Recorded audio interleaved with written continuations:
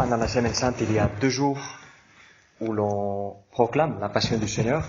C'est aujourd'hui, dimanche de Rameaux, et c'est aussi le Vendredi Saint. Et ces 2 jours, l'Évangile est anticipé, préparé par cette antienne tirée de la lettre aux Philippiens.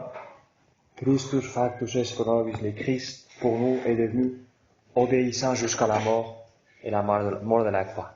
Alors, on n'a pas de chœur grégorien ici à la maison, mais quand même, c'est l'un des bijoux du grégorien, cette antienne, spécialement soigné précisément parce que c'est l'un des moments clés de l'année liturgique. Donc, on pourrait dire là, c'est un chef-d'œuvre.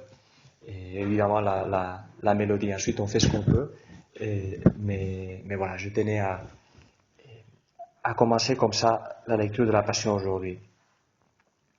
Qui nous offre, et donc le Vendredi Saint, c'est toujours la Passion selon Saint Jean, tous les années. Et par contre, le dimanche de Rameaux, ça change tous les années, en suivant l'évangile, on pourrait dire l'évangile de l'année. Cette année, les synoptiques, il y a les 3 synoptiques qu'on parcourt au long de l'année. Eh bien, cette année, c'est Saint Marc, et donc la Passion selon Saint Marc. Et dans la Passion selon Saint Marc, il y a une scène, il y a plusieurs choses particulières. On en reste à une, qui est la toute première. C'est le début du récit de la Passion. Et on est à Béthanie, et il y a cette femme inconnue, dont on ne sait pas le nom, qui brise ses flacons de parfum sur la tête de Jésus, et qui tout de suite se fait critiquer par ses gestes. Eh bien, cette femme ne calcule pas, n'a pas calculé. Quelqu'un faisait les calculs l'autre jour, ça pourrait être quelque chose comme 20 000 francs de valeur aujourd'hui de ces parfums. Eh bien, voilà, les salaires de 2 tiers peut-être de l'année, d'un ouvrier peut-être modeste, mais quand même. Donc, elle ne calcule pas. Elle ne calcule pas comme Jésus non plus. Comme Jésus n'a pas calculé pour donner sa vie. Et donc, vraiment, cette scène nous donne le cadre de la Passion. Le cadre de la Passion, on voit que Jésus aussi, lui, il brise les flacons. Il donne tout. Elle s'est fait critiquer, cette femme, à cause de ses gestes, mais Jésus la défend tout de suite. Et il relie ce qu'elle a fait, à l'Évangile. Partout où cet Évangile sera proclamé, on parlera de cette femme, de ce qu'elle a fait. Ça, les amis, c'est l'Évangile, il est en train de nous dire Jésus. Ça, c'est l'Évangile. Briser les flacons, ne pas calculer. Donner avec joie, comme le dirait Saint Paul. Dieu aime celui qui donne avec joie. Donc, joyeusement. Joyeusement. Je ne sais pas si, en français, l'adjectif peut avoir cette nuance. En espagnol, quand on dit alegremente, ça a aussi la nuance de dire sans trop y penser, de façon un peu même un peu frivole, un peu irresponsable. Et c'est un peu ça qu'on lui reproche, cette irresponsabilité. Et on dit, on ne peut pas joyeusement, comme ça, à la légère, on pourrait dire, dépenser de l'argent comme ça. Et Jésus dit, non, ça c'est la bonne joie. Ça c'est la bonne joie. La joie de l'évangile, Evangelii Gaudium. Ça c'est la bonne joie. Ça, c'est donner avec joie, et j'aime ceux qui donnent avec joie. Et donc, qu'est-ce que cette scène nous apprend, comme la Passion en entier, mais cette scène, comme je dis, nous donne le cadre pour la Semaine Sainte. Eh bien, que l'Évangile, le christianisme, la suite de Jésus, prendre sa croix, celui qui veuille me suivre, qu'il prenne sa croix, n'est pas une affaire à être des garçons bien ou des filles bien. Voilà, qui font, oui, comme on dit parfois, je ne fais pas du mal à personne. Non, c'est une affaire à donner sa vie, sans faire des calculs. Donner sa vie sans faire des calculs. On ne donne pas sa vie à la petite cuillère, n'est-ce pas? On la donne, oui, dans des petites choses, parce que c'est souvent des petites choses dans le quotidien qu'on a devant nous. Donc, on donne la vie dans des petites choses, mais on la donne complètement jusqu'au bout, avec un cœur grand. C'est ça l'Évangile. Et si on se donne comme ça, alors on découvre que c'est la vie. la vie, c'est donner la vie. La vie avec majuscule, la vie de Dieu, c'est ça. C'est pas seulement dans la passion, c'est la vie de la Trinité. La vie qui est Dieu, c'est de donner sa vie. C'est ça qui fait vivre Dieu. Le Père, toute l'existence du Père consiste à donner sa vie au Fils.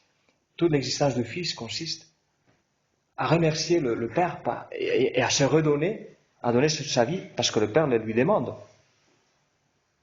Donc voilà, donner la vie, ça c'est la vie. Et c'est pour ça que Jésus aime ces gestes tellement. Parce que ces gestes parlent son langage, parlent le langage de Dieu. Ces gestes parlent le langage de la magnanimité de Dieu, le cœur grand de Dieu. Saint Jean, on l'écoutera lors de la Passion le vendredi saint, nous dit, et c'est ça le cadre qu'il donne, et vous voyez que ça c'est la formulation de ce qu'on voit ici comme une scène, comme un geste d'une dame. Saint Jean le formulera d'une façon très solennelle et très ronde et très belle. Au début aussi de sa passion, il dit, comme il avait aimé les siens qui étaient dans le monde, il les aima jusqu'au bout. Parce que c'est comme ça que Dieu aime, jusqu'au bout.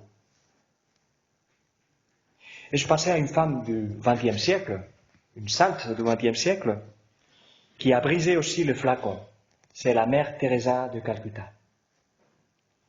La mère Teresa de Calcutta qui disait, elle a une très belle prière, vous la trouvez facilement sur Internet, très belle, où elle dit, dans toute chose, quand je suis blessé, donne-moi quelqu'un à consoler.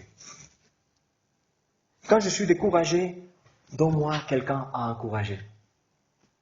N'est-ce pas, quand ça va mal, quand on est fatigué, quand on est découragé, ce qu'on éviterait, on aimerait éviter, c'est qu'on vienne nous demander, voilà, d'encourager quelqu'un ou de consoler quelqu'un. On s'est dit, j'en ai assez avec mon truc, avec mon fardeau. Eh bien, la mère Teresa, précisément, en brisant le flacon, demandait, Seigneur, envoie-moi quelqu'un pour consoler quand je serai triste, blessé.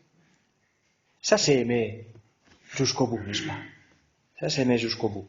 Et, particulièrement, mère Teresa, elle lisait cette scène-là, et c'est la réponse de Jésus qui dit, les pauvres, vous les avez toujours avec vous, mais moi, vous ne m'avez pas toujours avec vous. Elle disait, comment ça marche de nos jours? Qu'est-ce que ça nous dit de nos jours? Eh bien, Jésus est en train de nous dire, écoute, le pauvre qui est là sur la rue, si tu lui donnes rien, c'est pas ça un motif pour ne pas donner rien aux pauvres, mais il disait, bon, si tu lui donnes rien, parce que tu es pressé, parce que tu n'as pas la monnaie, parce que tu n'as pas rien à lui donner, à ce moment-là, il y aura probablement quelqu'un d'autre qui va lui donner quelque chose.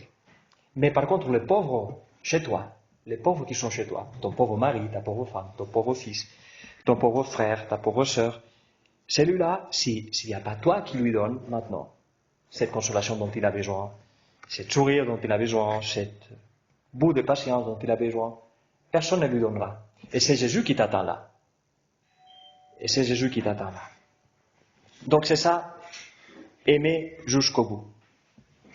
Ce qu'on demande pour nous tous, et on le demande aussi, pas seulement pour nous tous, on le demande aussi pour tous les prêtres. Aujourd'hui, c'est l'anniversaire de l'ordination sacerdotale de Saint José-Maria. Dans l'œuvre, c'est un jour où l'on demande particulièrement pour la sainteté des prêtres, de tous les prêtres de l'Opus Dei, mais tous les prêtres dans l'Église. Eh bien, demandons pour tous les chrétiens, mais aussi pour les prêtres, que nous sachions aussi aimer jusqu'au bout. Au nom du Père et du Fils et du Saint-Esprit.